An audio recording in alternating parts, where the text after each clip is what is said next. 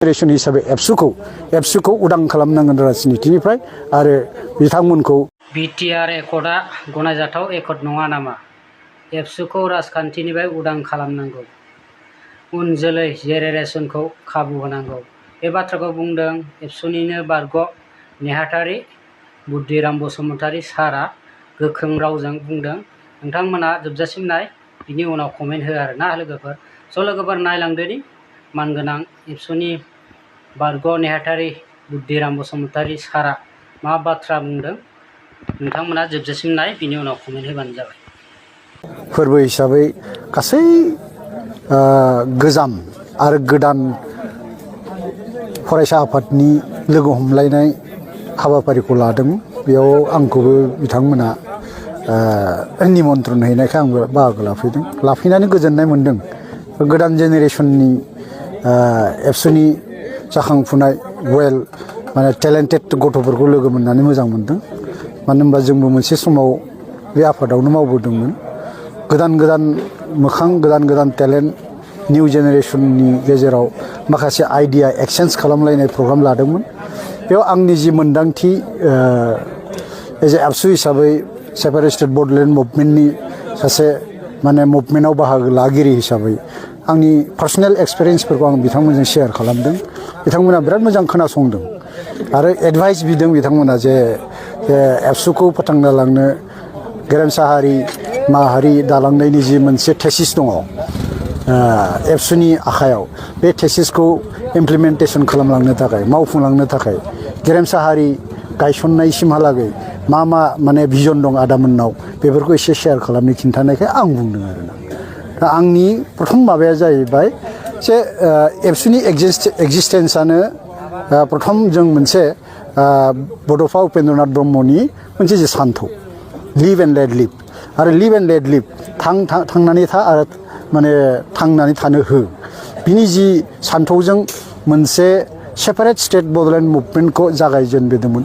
बे जागायजेनबोनायनि जि लिगासि हिसाबै बिथांनि जि बड'फा उपेन्द्रनाथ ब्रह्मनि जि सेपारेट बड'लेण्डनि जि लिगासि, डिमान्डनि लिगासि बेखौ लाखिलांनांगोन। आरो बे फिउचार जालांबाय नंगौ मोनथाम एकर्ड, बे एकर्डआव फुल फ्लेजेड एकर्ड जालाङाखै।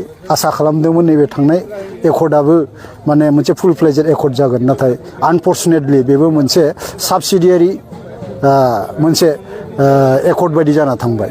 फुल फ्लेजेड माने फिनिश्ड एकर्ड जायाखिसै। हयथ' गोदान जेनेरेशना माबा मोनसे सान्थौजों, गोदान माने खायदाजों कौशलजों रोंनाय रोंगौथि गोनां फरायसाफोर बाहागो लाफैफिनगोन आरो रिभाइभ जागोन होननानै आं आसा खालामदों। आरो आं मोनसे एडभाइस होदों, अनलि जोंनि आनसलिक आबसुखौल' नङा, जे जोंनि बड'फा उपेन्द्रनाथ ब्रह्मनि जि लिगासि, जे जोङो माने सेपारेट स्टेट, मोनसे सेपारेट आइडेन्टिटि, बेखौ गायसननोब्ला जोंनो मोनसे हादाब नांगौ आरो बे हादाबानो जाबाय बड'लेण्ड। आरो बे बड'लेण्डखौ मालाबाबो गारनाङा।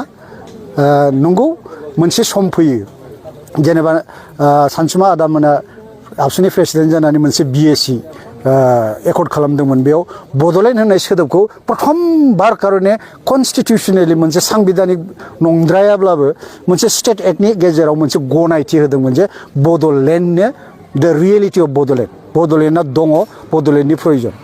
सेकेन्डआव जि माने 2003आव BTC नि जि एकर्ड खालामबाय हाग्रामा महिलानि दैदेननायाव, बेयावथ' माने इन्डियान कनस्टिटिउसननि 6 शिड्युलावनो मोनसे एरेन्जमेन्ट मोनबाय। लोगोसे आरो माने जोंनि जे राव, बे माने 8 शिड्युलाव रिकगनाइज मोननानै दिनै बोसोरफ्रोमबो जोंनि बर' रावनि खन्थाइ रायथाइ लिरनायनि मोनसे एकाडेमिक माने साहित्य एकाडेमि बान्था मोनो। बेफोरबायदि माखासे कन्ट्रिबिउसना जालांबाय। आरो नैबे थामथि माबायाव मोनसे साबसिडियारिबाबो इट इज जास्ट साबसिडियारि टु दा BTC एकर्ड, जे मोनसे एक्सटेनसननि जे मोनसे एरिया गामि बारायनायनि मोनसे जि क्लज लाखिना दोनदों, बेनिखायनो आं साबसिडियारि होननानै बुंदों। ओमफ्राय बाखिथ' गुबुन गैया। बेखौ इमप्लिमेन्टेसन खालामनो थाखाय दिनै जाय राजखान्थि हान्जाफ्राव दङ बिसोरनो खालामनांगोन। आरो यं जेनेरेशन हिसाबै एबसुखौ उदां खालामनांगोन राजनितिनिफ्राय। आरो बिथांमोनखौ मोनसे जोंनि जि थेसिस दङमोन बड'लेण्डनि हादाबाव मोनसे गेरेमसा हारि दानायनि, बे थेसिसखौ मावलांनो थाखाय राजखान्थिनिफ्राय बिसोरखौ उदां खालामनांगौ आरो निउ जेनेरेशननो मोनसे स्पेस होनांगौ। जाय माने फुराना मानसिफोर दंमोन बिसोरो दिनै गुबुन खामानि मावनांसिगौ बे एडभाइसखौ आं बिथांमोननो होदों आरो आंनि एडभाइसा लाजाया बिसोरनि खोथा खिन्थु आंनि बुंनांगौआ बेनो दुलाराय बर' फरायसा आफादखौ गोदान जेनेरेसन गोदान बड'लेण्ड मुभमेन्टआव बाहागो लाजादों येस डेफिनेटलि गोदान जेनेरेसननि प्रयजन दं साननायफ्राबो गोदान जानांगोन मानोना दिनैनि बे माबायाव 21st सेन्चुरिनि जि माने माबा टेक्न'लजिनि जुग इनफरमेशन टेक्न'लजिनि एआइनि आर्टिफिशियेल इन्टेलिजेन्सनि जुग बेयाव अनेक सफिस्टिकेटेड माने सान्थौनि प्रयजन दं बिनि थाखायनो गोदान जेनेरेसननि वेल एन्ड टेलेन्टेड गथ'फोरखौ स्पेस होनांगोन आरो सेपारेटेड बड'लेण्ड मुभमेन्टखौ मोनसे नङा मोनसे समाव अबेबा मोनसे आथाला अबेबा मोनसे जेनेरेसना एकदमबारे स्टार्ट खालामफिनगोन होननानै आङो माने आसा दं आरो ओमफ्राय आंनि बे मोनसे एडभाइसबो